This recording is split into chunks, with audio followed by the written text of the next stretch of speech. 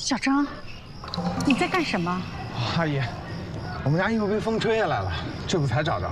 你们家的阳台啊，早该封了，老掉下东西来。哎，快看，8楼！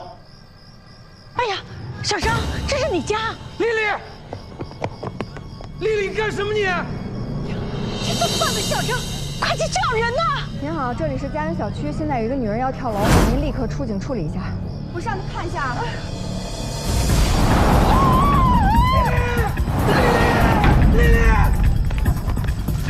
丽丽，你醒醒！麻烦我们往后退一退啊，往后退一退，谢谢大家了啊，谢谢大家。怎么会这样的事？曼姐，你讲一下当时的情况。我们当时就站在那个位置，然后我打了电话报了警。我跑到那个位置的时候，人已经掉下来了。圆圆，别看，医生会救妈妈的啊。真可惜，这是我们小区除了您的模范家庭，怎么会发生这样的事儿？等一下，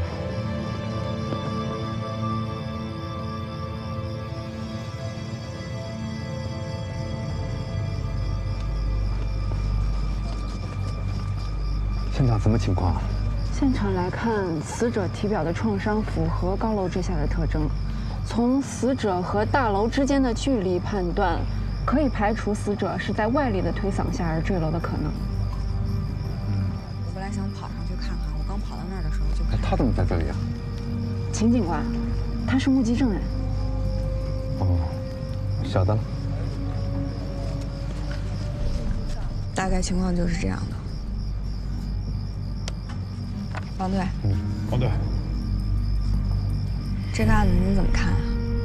照现场的情况看，基本符合自杀。自杀，这么快就定了？周周啊，我觉得你和我们2队的案子还是蛮有缘的，不如来我们2队好了，2队欢迎你的。谢谢王队，不必了。不要着急回答啊，慢慢考虑。哎，这里发生什么事啊？我们邻居段丽丽跳楼了。啊？那我这些快递送给谁啊？这我可不知道了。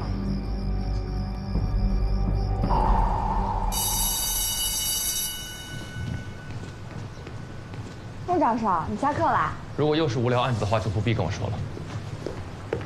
家园小区有一个残疾人坠楼自杀了，但是我觉得有疑点，所以我想申请进一步调查自杀原因。我这儿有邻居拍的视频，你看一眼。我不想看。你看一眼，你就看一眼。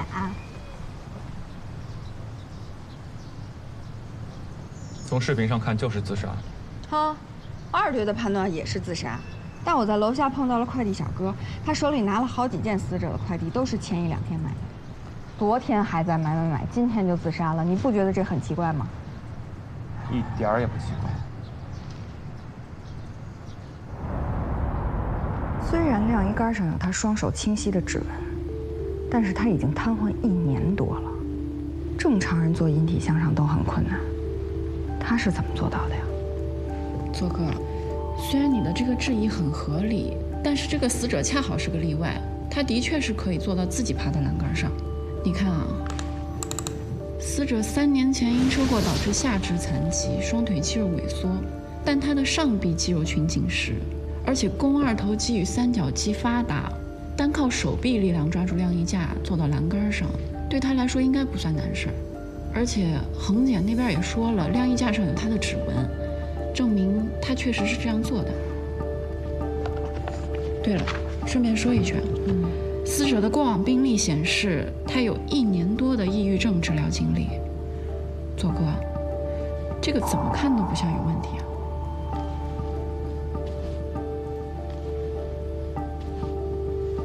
没有问题吗？我怎么觉得不太对劲呢？辛苦了。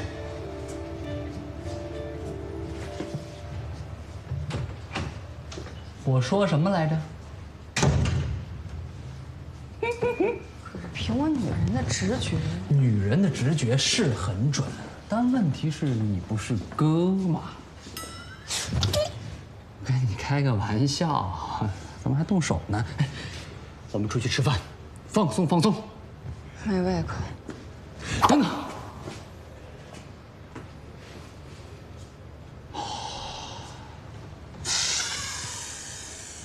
我请。哎，你太先手了！哎！梧桐美食广场到了，下车的乘客请从后门下车。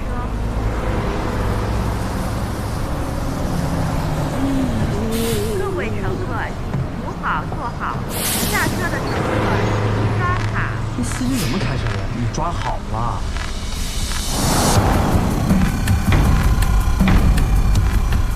我知道了。你知道什么？段丽丽不是自杀。走回局。稍等一下。这就知道了。你看。看什么？晾衣杆上只有8个手指的指纹，但是没有虎口位置的掌纹。如果段丽丽要是抓住晾衣杆来借力的话，那虎口的掌纹一定会印在上面。所以，段丽丽根本就不是自己爬到栏杆上的，她的指纹是凶手伪造拓印上的。咱们现在就去张磊家。好。哎，要不要叫上那个顾问啊？我觉得就不劳烦他了吧，他的教学任务那么重，你说是吧？再说了，咱自己也能破案。就是。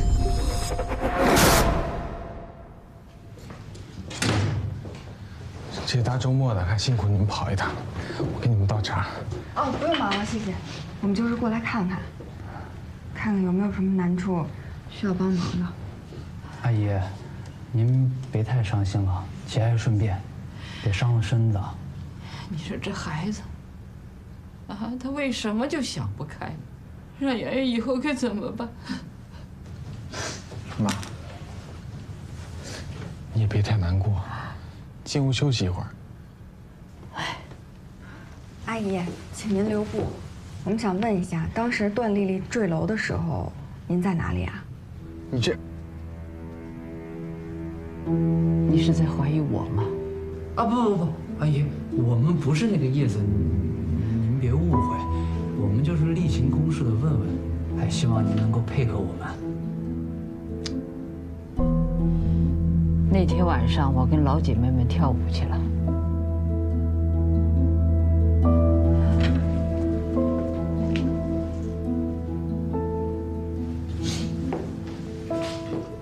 那天你们家还有人吗？那天晚上，圆圆去她同学家写作业了，家里边就剩我跟丽丽2个人。后来这衣服被风吹到楼下去了，她让我下去捡，结果就……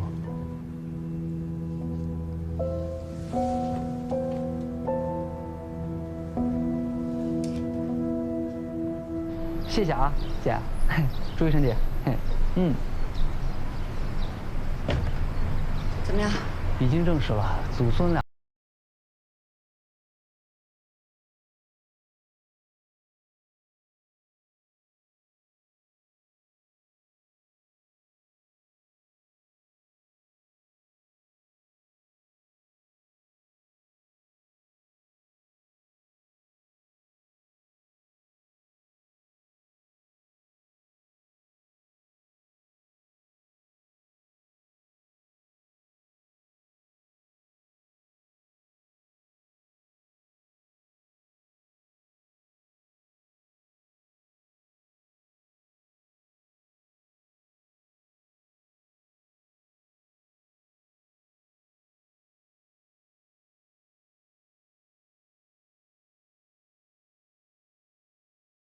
8楼，真要一失足，可就千古恨了。楼体外部确实有陌生人的指纹和脚步痕迹。凶手不可能从1层爬上去，但是有可能横向的从同一楼层越过去。简单的推理而已，跟某教授学的。哎，我打听到了，说同楼层的住户里还真就有段丽丽的死对头。谁呀？据我少女天团的独家情报，段丽丽跟隔壁女邻居结过大仇。3个月前，那女的在家偷情，老公回来了，她就让情夫躲在阳台上，正好碰见了段丽丽。段丽丽还以为是小偷呢，嚷着要报警，这事儿就被曝光了。2口子也离婚了，这仇呢也算是结下了。那女的扬言要搞死段丽丽。你看我说什么来着，陆教授？女人的直觉是很准的。别把偶然性当必然性。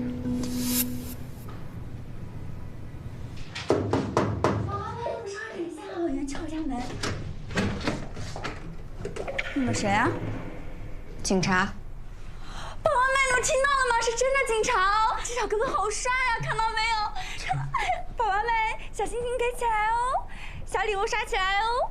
谢谢谢谢，我爱你的关注。不好意思，能麻烦您先配合我们的调查吗？调查什么？哦，昨天隔壁发生命案。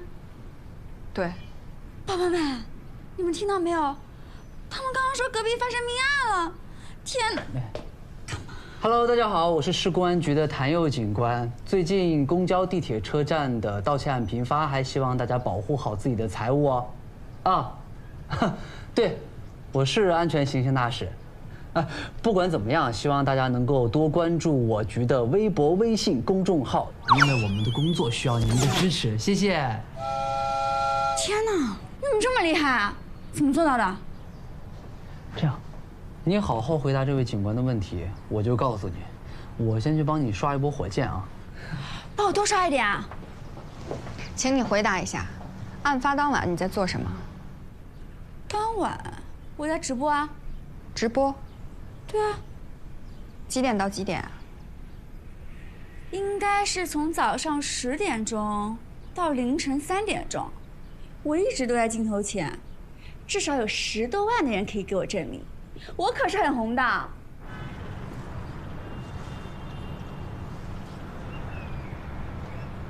昨天下午有人从你家。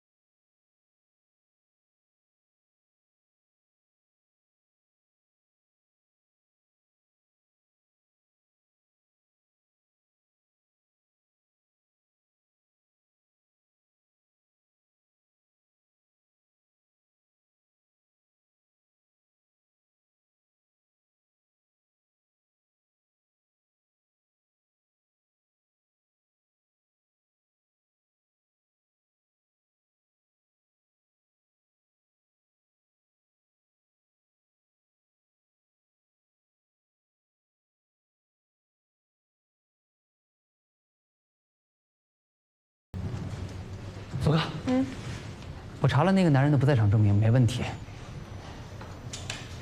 那个男人是7点钟翻进了段丽丽家，他说当时家人都不在，却有一个陌生的男人。7点半钟左右，家人陆续回来，谁都没有说到这个男人。也就是说，在这个时间段他已经离开了。我又查了电梯的监控，根本就没有拍到他。也许他根本就没有离开。什么？ 也不是完全没有这种可能。小柚子，去查一下小区大门的监控录像，把跟段丽丽见面的那个男人找出来。好。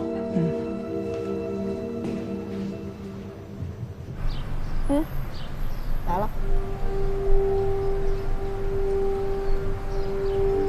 许国良先生吗？有什么事吗？ 我们想就段丽丽的案子跟你了解一些情况。据我们了解，你跟段丽丽是大学同学，而且曾经是情侣关系，对吧？是，但那是好久以前的事了。分手以后，我们就再也没有见过。是吗？那你能解释一下为什么你隔3差5就会给她卡里打钱吗？没话说了？我是前段时间才知道的。我们班的圆圆是丽丽的女儿，她出了这么大的意外，我想从前都是同学，我是真的挺想帮帮她的。7月6号晚上你在哪儿？都干嘛了？我在家访。在哪儿家访？就段丽丽的那个小区。能再说的详细一点吗？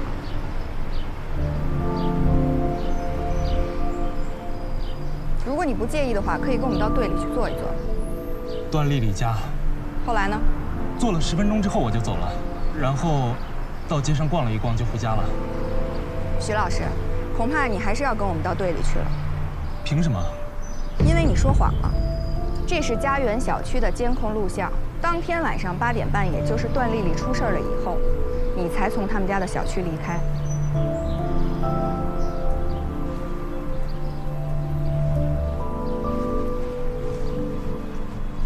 我是害怕被怀疑，所以才说谎的。那天我真的只是去做家访。那你能解释一下，为什么第2次从段丽丽家出来了？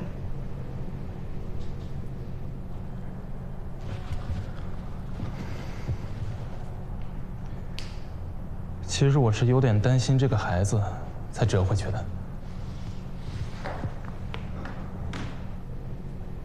这是圆圆画的，爸爸和奶奶。这是圆圆画的。圆圆告诉我的时候，我也不相信。她上一个班主任告诉我，她原来是一个很顽皮的孩子，但现在成绩越来越差，精神状态越来越不好。我有点担心，才去做的家访。但是段丽丽什么都不肯说。那我没有办法，只好离开了，去了别的同学家。结束了之后，我还是有点不放心，想回去再找他聊聊。但我敲门，没有人开门。我下楼的时候才知道，段丽丽跳楼了。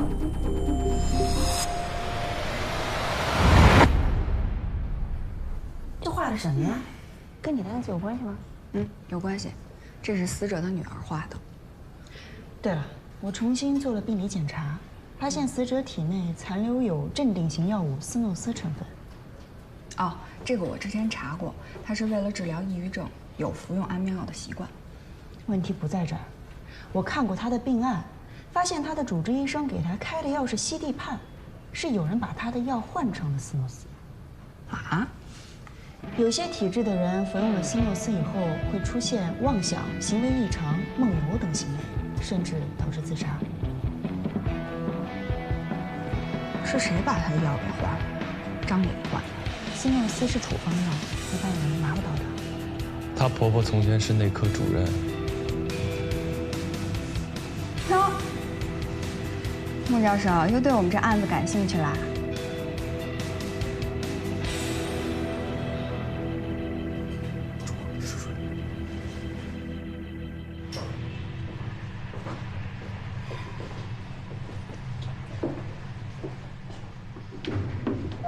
你们又来干什么？还嫌我们家不够乱吗？阿姨，这次要麻烦您配合我们的调查了。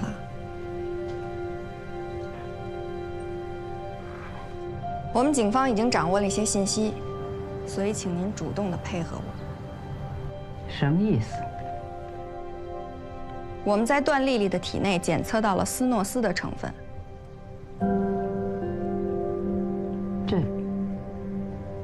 这是丽丽一直在吃的药，有什么问题吗？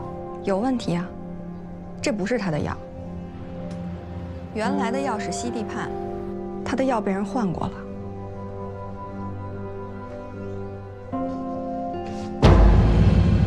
那个警察同志，我妈年纪太大了，有什么事儿你们跟我说。阿姨。您应该很清楚斯诺斯服用过量意味着什么吧？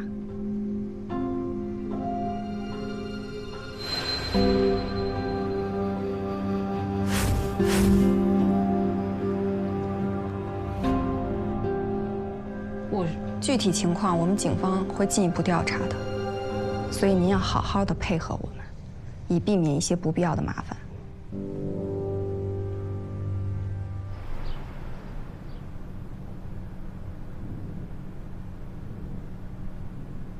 怎么样？已经好几个小时了，油盐不进啊。给他看圆圆的话。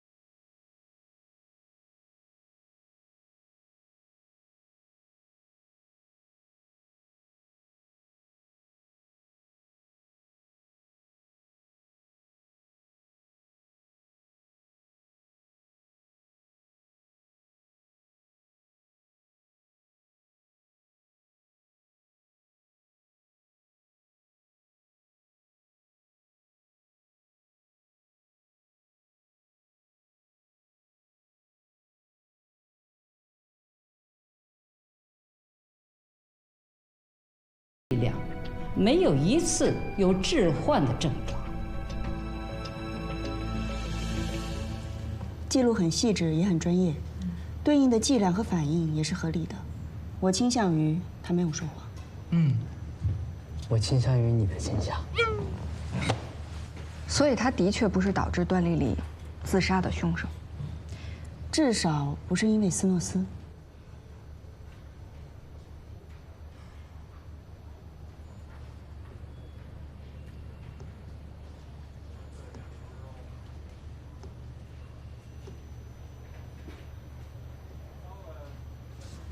孟教授，有什么发现吗？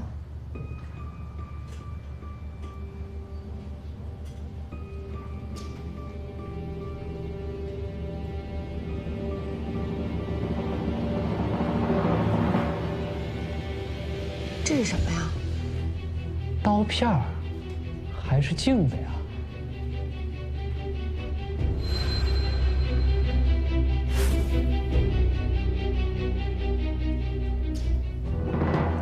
还要再去一次案发现场。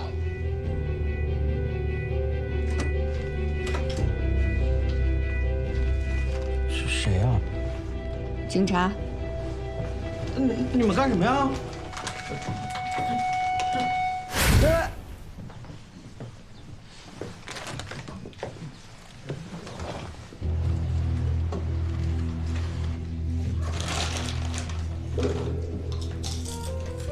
段丽丽跳楼那天，你看到什么了？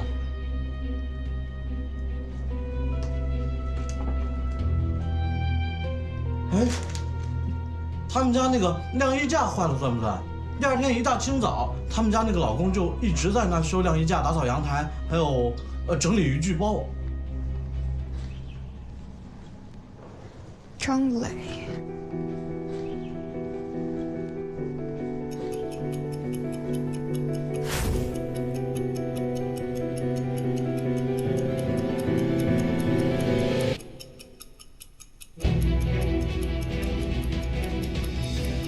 张磊为什么要整理他的渔具包？难道说地上的刀片和门上的腰带存在一定的关系？晾衣架遥控器。孟教授，你是不是想到什么了？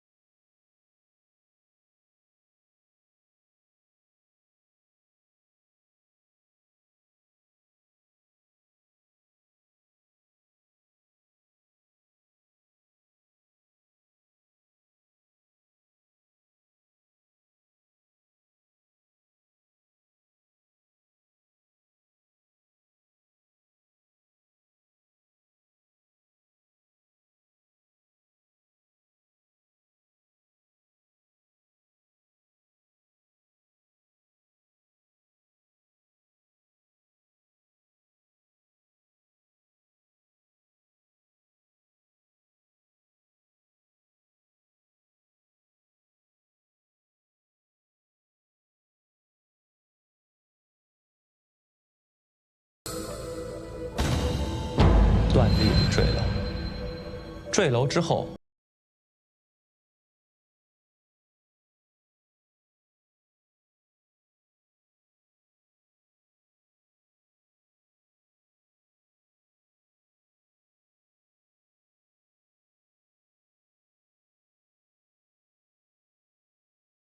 我为什么要杀我的老婆？因为你想离婚。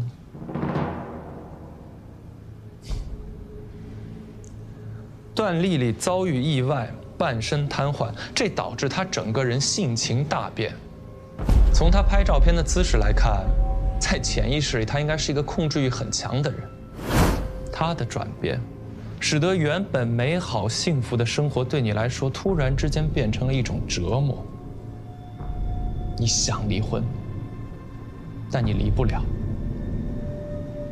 段丽丽的瘫痪是因为工伤，每个月她都会有赔偿金，而你没有正经工作。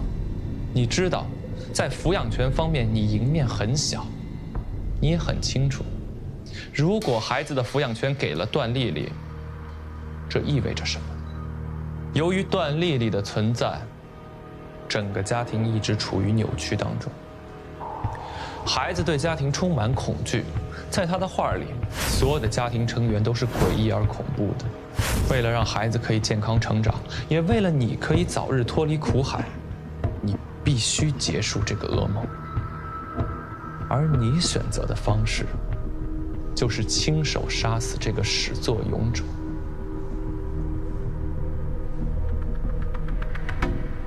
对，你说的都对。可是，你有证据吗？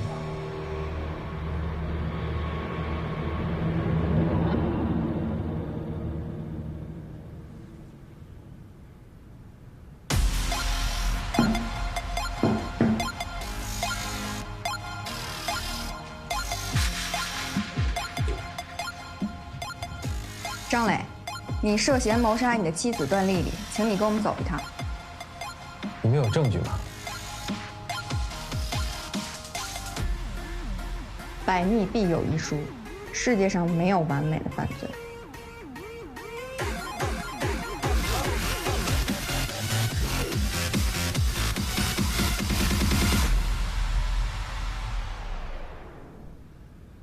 穆教授，有个问题我想请教一下：门是反锁的，而且是用死者的衣带系住的。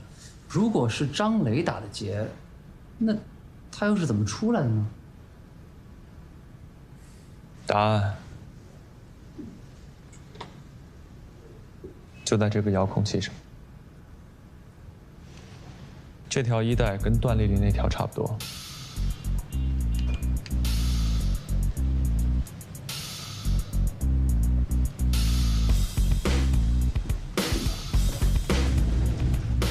只要系一个松的结，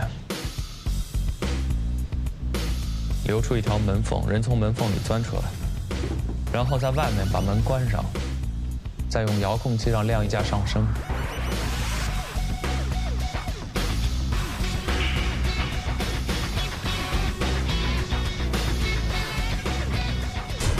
结就自然系紧了。哦，我明白了。穆教授厉害啊，真有你的。能不捧臭脚了吗？你真香。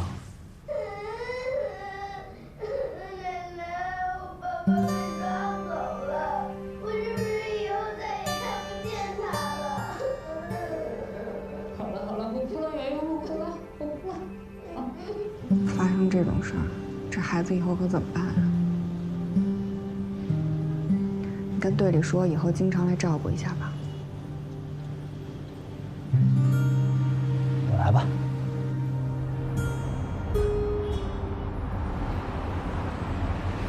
穆教授，你那个安全专家是什么意思啊？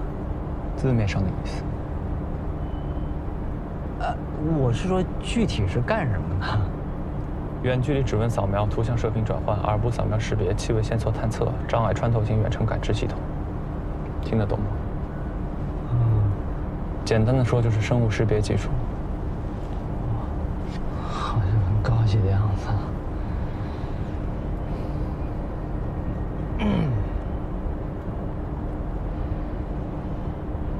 我其实吧，就是想说之前。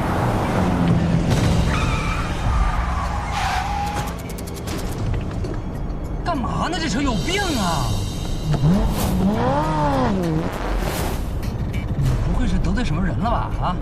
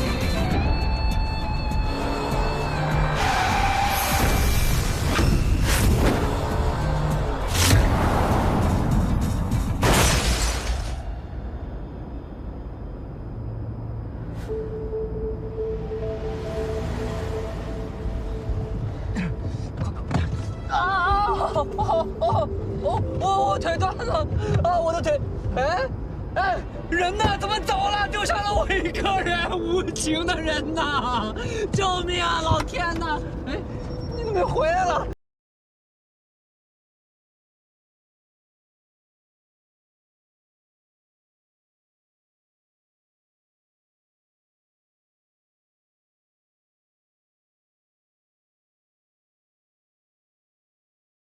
木夏，你真是一个好人呐！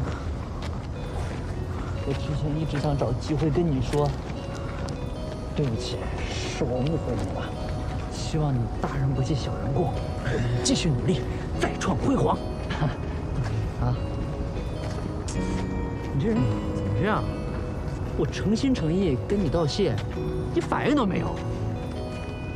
你放我下来！你放我下来！哎不，哎，别，我就这么一说，你就这么一听。那个，咱俩这么走下去也挺尴尬的。要不这样，我给你唱首歌。哎，我给你唱首歌吧。只怕我自己会爱上你。不太对啊，我给你唱首最火的歌，像一颗海苔。你这个刹车油管被人切了，这刀口还挺利落的，你得罪人了吧？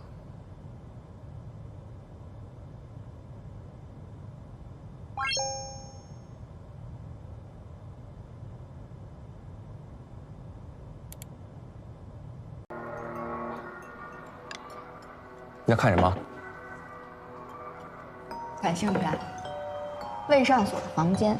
那是什么？我跟你说，这是一款非常火的游戏。如果你通关的话，就会得到一个附加章节；如果通关附加章节，就会进入到现实世界的游戏房间，作为主角去破解关卡。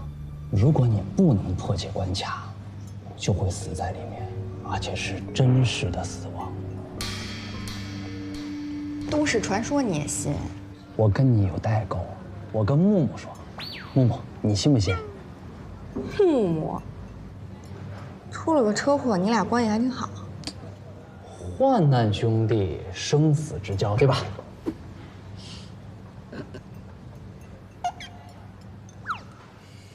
哎，对了，你不是上午有课吗？你怎么这么快就来了？来看监控啊？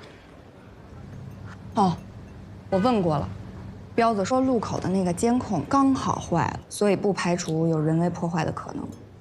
如果要真的是人为破坏的，那人一定是个高手，因为一点证据都没留下。木木，你是不是得罪什么人了？这只是个意外。这还是意外？我的命差点都丢了。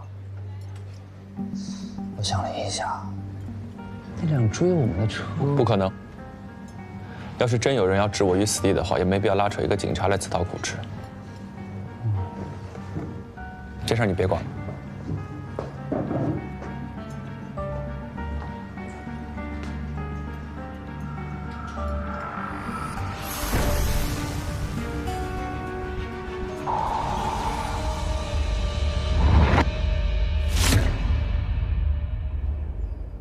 刚刚午休的时候，我在游戏频道看直播，竟然看到了这个。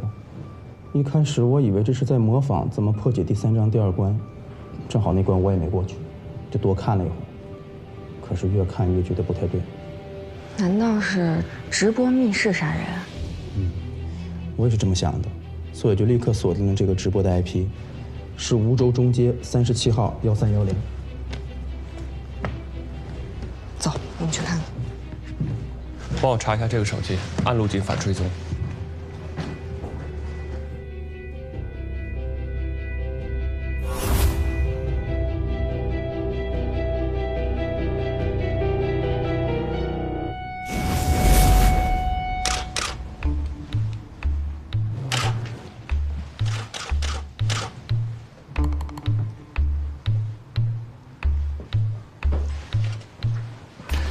死者的肛温接近环境温度，尸斑指压褪色，死亡时间应该在10小时到12小时之间，也就是昨晚接近0点的时候。现场没有血迹，死者体表未发现明显的约束伤和抵抗伤，可以推测死者是在毫无防备的情况下突然遭到袭击。死者的颜面部淤血发干，口角有血，口鼻位置残留有喷状液体的痕迹。从成型状判断，应该是近距离喷射毒性液体导致死者死亡。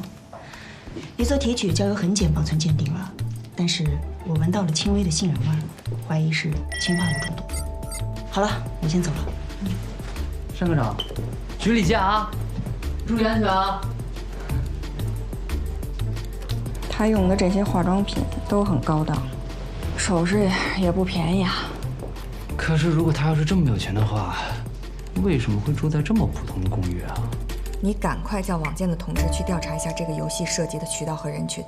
门上的手脚很简单，就是在正常锁下面加一把小锁。当门关上的时候，小锁自然从外面就锁上。难的是必须一环一环的破解关卡，才能找到最后打开门的钥匙。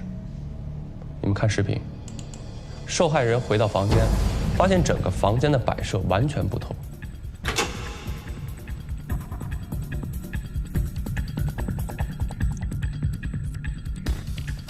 他打开手机，发现整个房间的布局和游戏里一模一样，所以他开始破解。打开信封，发现自己进入真实的密室，然后他发现画中的右眼射出激光指向对面墙上的时钟。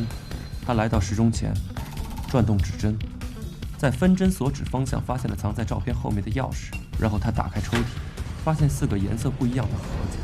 按照歌词的提示，他打开了红色的，氰化钾喷出，致使他中毒身亡。死者李林还是个学生，前几天去参加学校组织的交换活动不在家，可能就是这段时间被人入侵，把现场布置成这个样子的。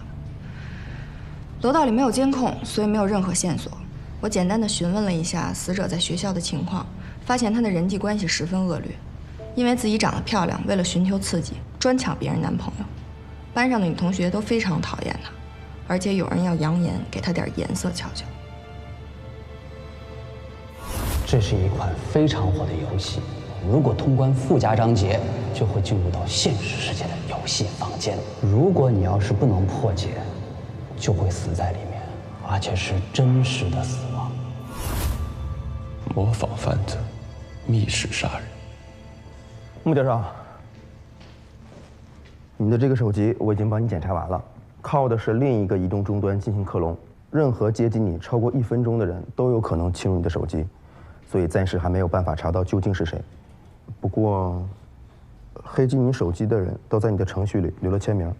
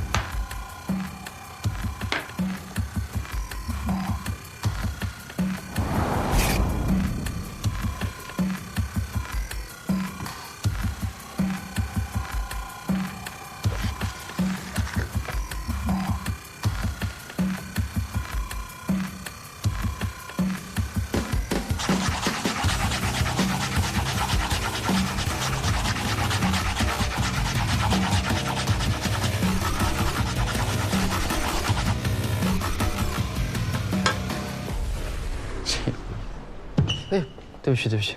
佑哥，你干嘛呢？啊？把我嗓治。帅哥救我！我被锁进真实世界的游戏房间了。你别逗了，哪有什么真实的游戏房间？你是走火入魔了吗？真的有，我手机马上没电了。我在泰山路团结公寓的一个小房间里，小哥哥，我求你了，快来救救我！我醒来以后就在这个房间了，周围都用白布围着。周围有声音吗？你人呢？你没事吧？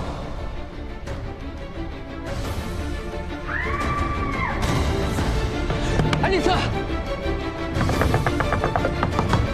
快开门啊！你在里面吗？爱丽丝，你没事吧？爱丽丝。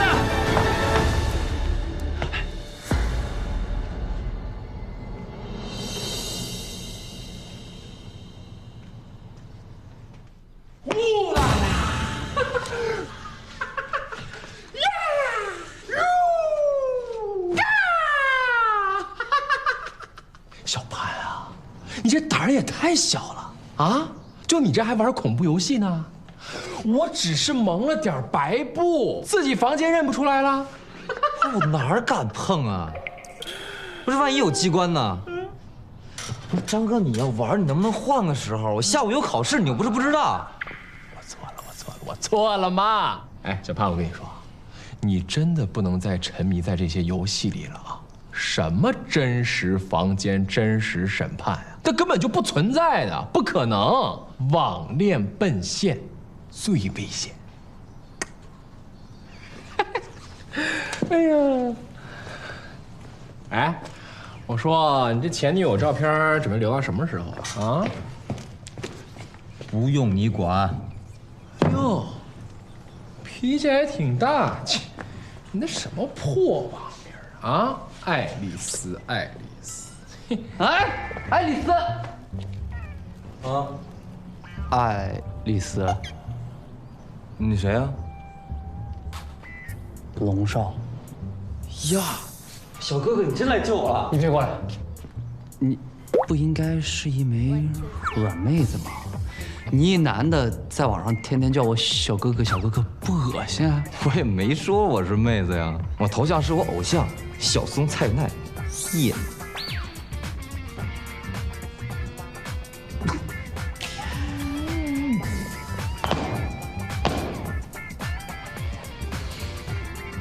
警察。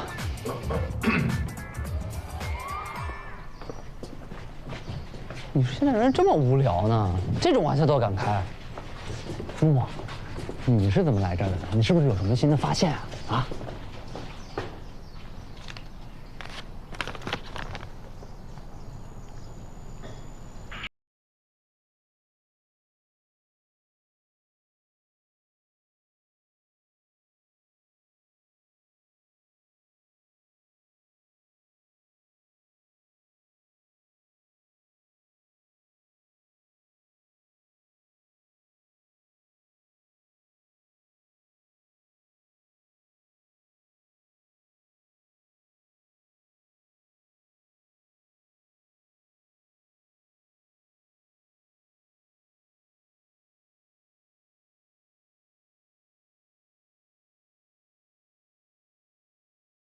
那这第二场怎么是个恶作剧啊？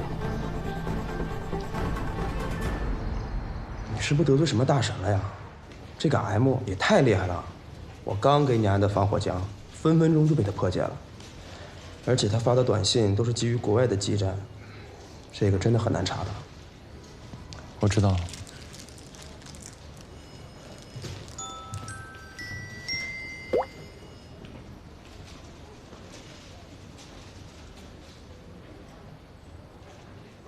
会当凌绝顶，一览众山小。是0，不是0。下个案发现场是1层，不是2层。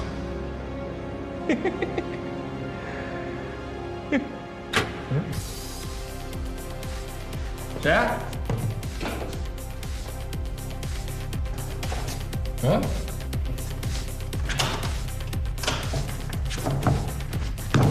谁呀？欢迎来到真实的游戏世界。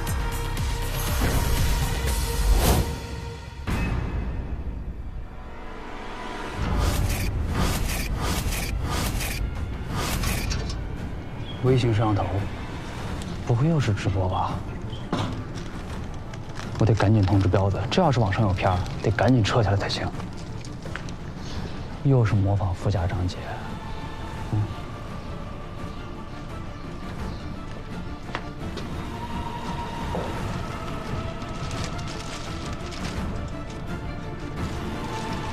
死者舌骨折断，颈部有磨损的痕迹，应该是挣扎的时候留下来的。面部肌肤和眼结核膜出现点状出血，符合自缢造成的。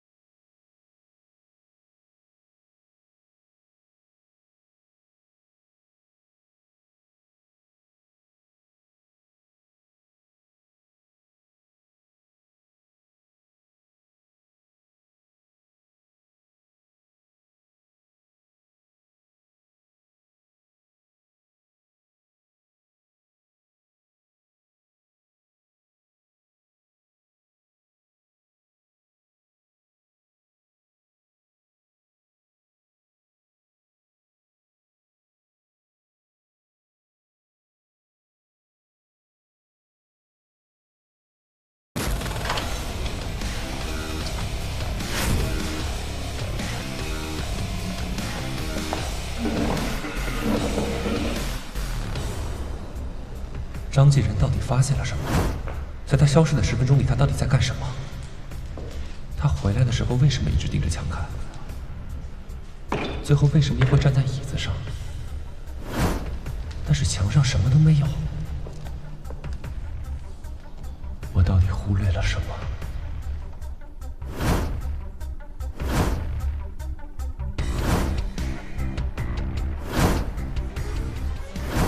吹风机拽我不是干的墙，而是把墙吹干。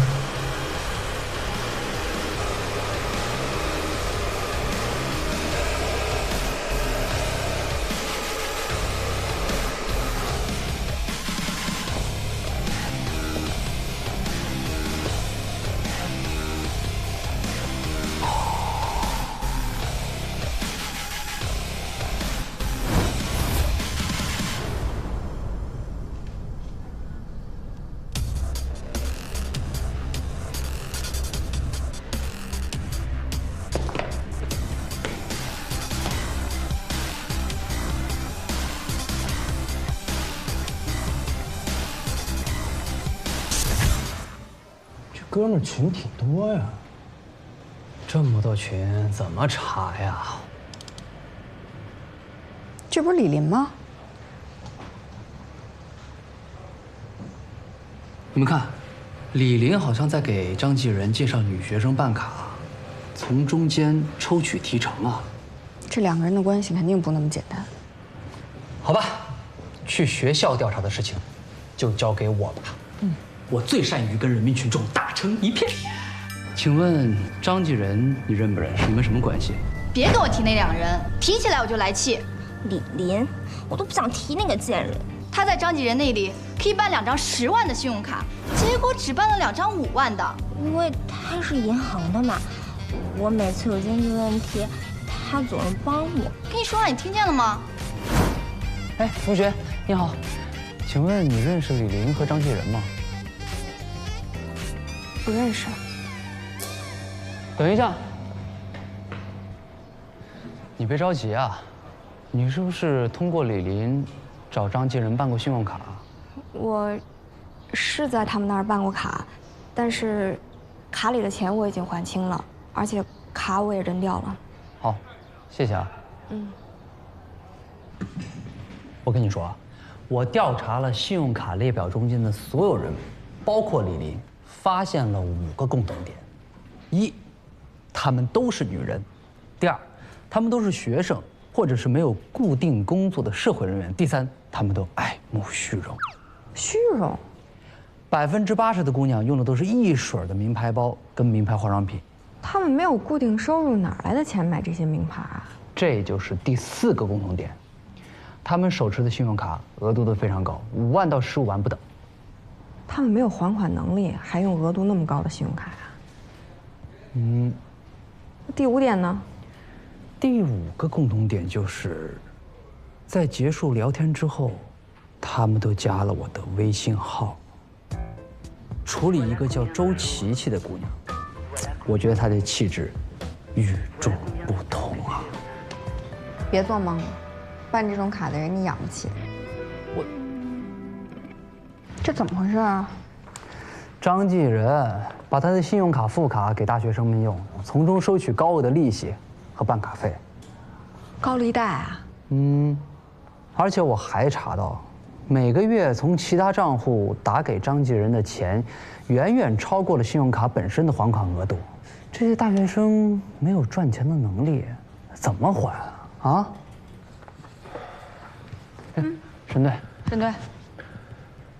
案子查得怎么样？目前还在排查张继仁和李林的共同关系。越早的查出真相，就越早降低影响，就越早的打消人民群众的恐慌情绪。我们身为警察，就是要以人民群众的安危为重。是。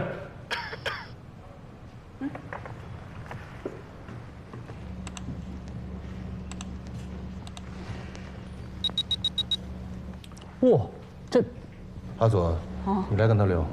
好，不是沈队这个。有什么需要帮助的？办卡呀，照片已经传过了，你没有收到吗？想办多少钱呢？咦，不是报名费1张照片，卡的额度是3万吗？沈队，这是裸贷。裸贷？裸贷不是2队在跟吗？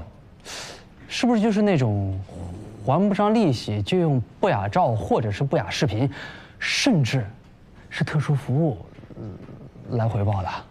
这个案子怎么回事？怎么还扯上裸贷了？沈队，这好像是一条新线索。跟下去查，彻底把这些歪风邪气、乌漆嘛糟的东西查出来，查清楚。是。找我来干嘛？又有什么新发现呀？我忽然想到，做裸贷的人一定把各种片儿放在电脑或者是移动硬盘里。电脑我看过了，里面什么都没有。那也就是说，他为了防止别人复仇，把移动硬盘藏在了某一个角落。那等你找到硬盘，就算你立头功啊！你等着。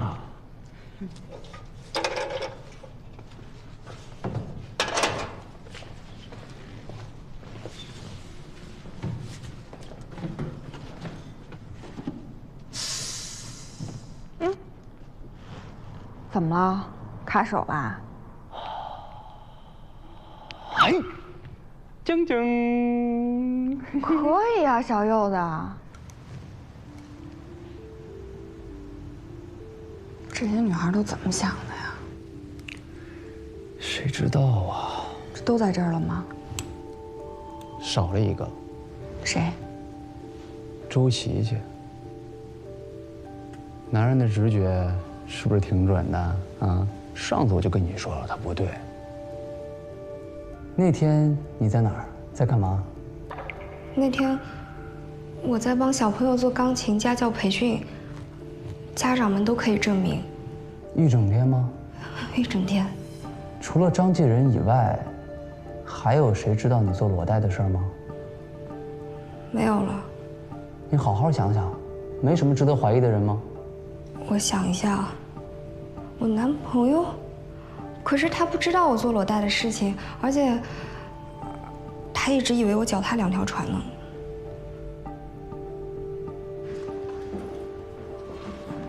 这个案子太奇怪了，所有的人都有不在场的证明，这时间就跟算好的一样。哎，我说你这前女友照片准备留到什么时候啊？哟，不用你管。我见过这个女孩。新情况，团结公寓案子的死者尸表呈现的腐烂情况出现了异常，和初判的死亡时间不符。我重新做了解剖，发现有外部的温度因素影响了我们对死亡时间的判断。真正的死亡时间应该在周3的凌晨4点左右。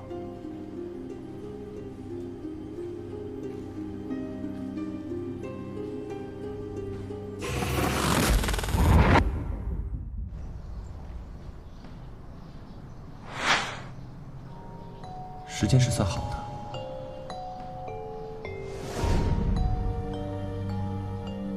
这扇窗户能看见光的时间是上午9点03分到下午1点。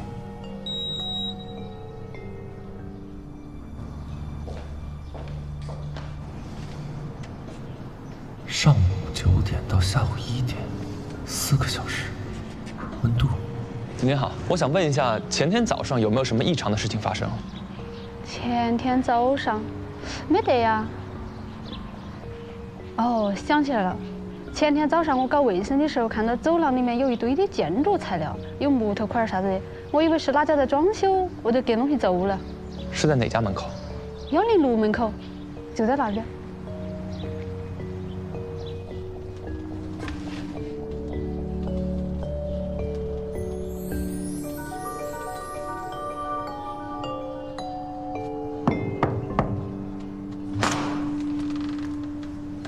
穆教授，你怎么来了？可以进去吗？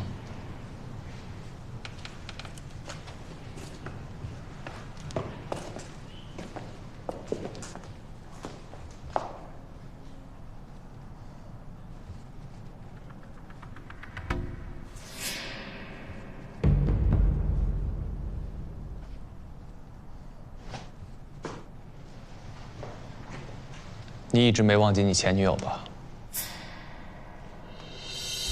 嗨，谁还没有个前女友啊？我跟她分手的时候是有点小遗憾，不过时间过去那么久了，早忘了。我见过她。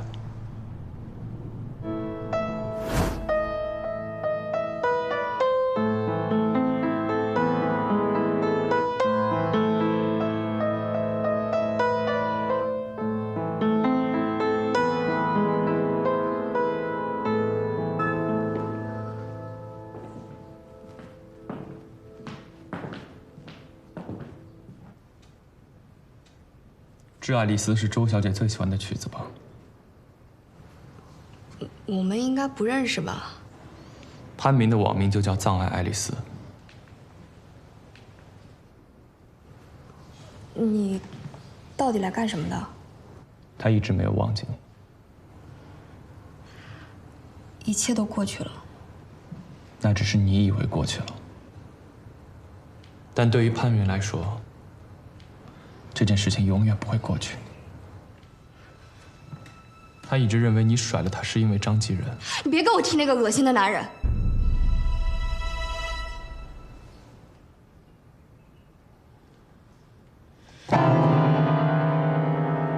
你在每个游戏里都加他好友，不仅天天陪他玩，还送人头送装备，但从始至终，他都不知道你到底是谁。你玩游戏，并不是因为游戏有趣，而是因为他。那又怎么样？这是我的交友习惯，不行吗？你不仅在游戏里送礼物，还偷偷跑到他学校，想匿名送礼物给他。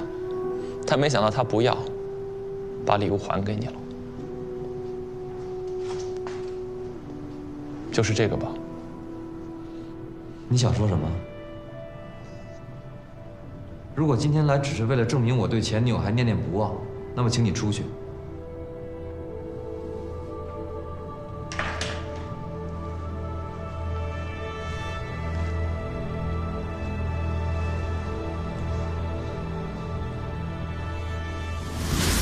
你张哥我啊，睡过那个女人啊，绕地球一圈儿都数不过来。看看，啊，看看，全是，看到没有？还有编号，看，看你，哎呀，你看看，你自己翻一翻，自己翻一翻。嗯。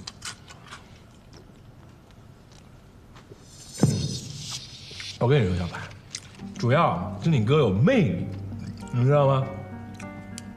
魅力这个东西呢，哎，怎么跟你解释？就是这个魅，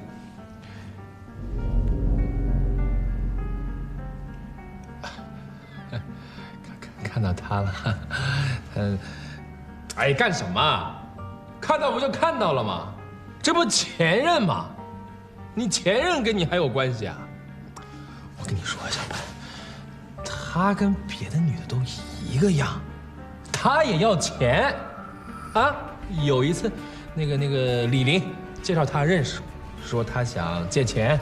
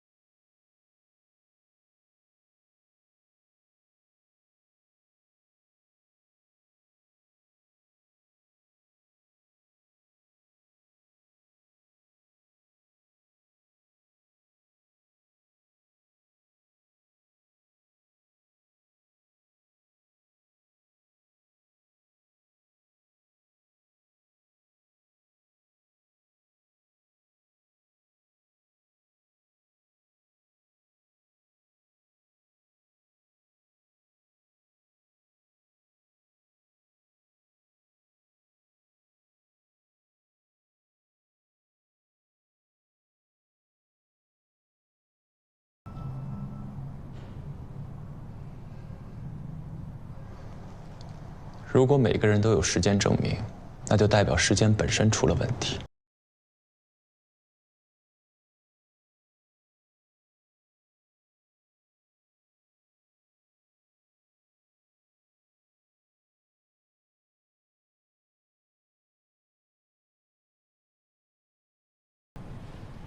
你事先进入张继仁的房间，布置好一切。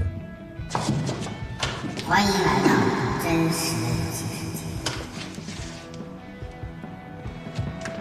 他以为自己真的进入了现实中的密室，于是他开始按步骤答题，破解拼图，找出错误单词，追赶墙面。其实这一切都是你为了引诱张继仁站上凳子阅读故事。此时你从柜子里出来，用绳子勒住张继仁的脖子，把他拉上天空。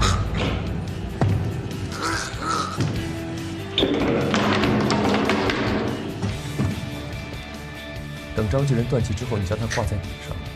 当你把这一切都做完，把镜子的位置调整好，收拾现场，关掉直播的电脑，拉开窗帘，静静地等待黎明的到来。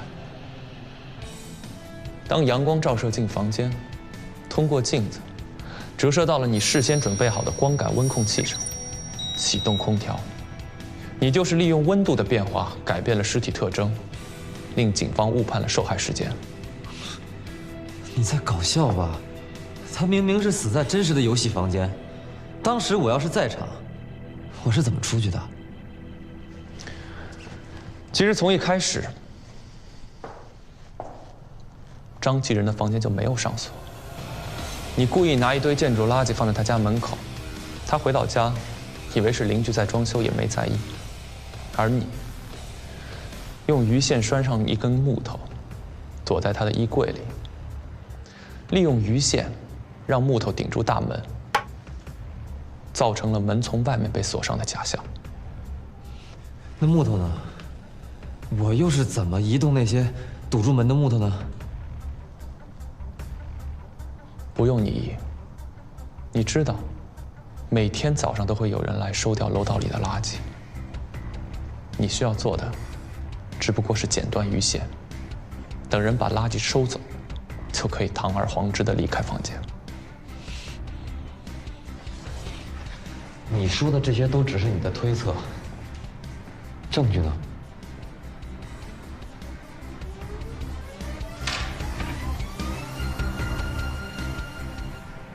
张继仁挣扎的时候，他的指纹留在了这里上。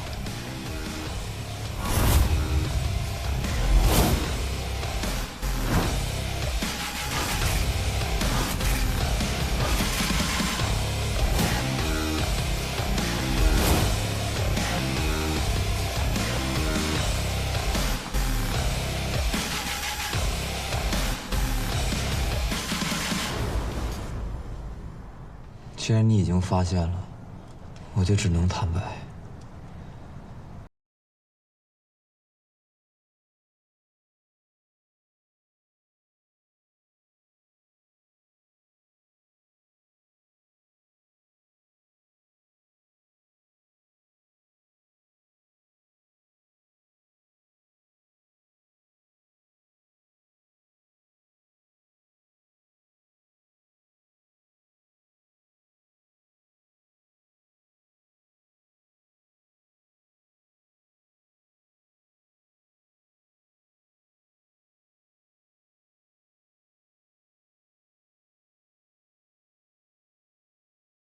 警察正在赶来的路上，你现在自己走出去，就算自首，起码不算是最坏的结果。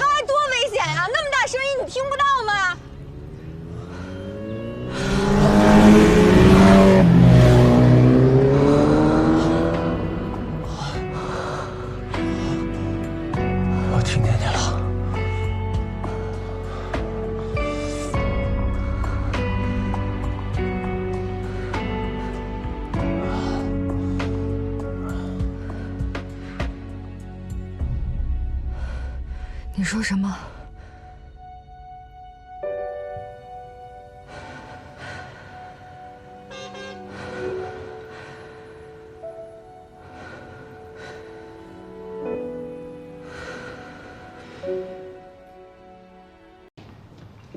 左曼，穆教授，郑老师，你们有时间吗？我有事儿请你们帮忙。您说。昨天，高3年级保送考试的试卷被泄题了，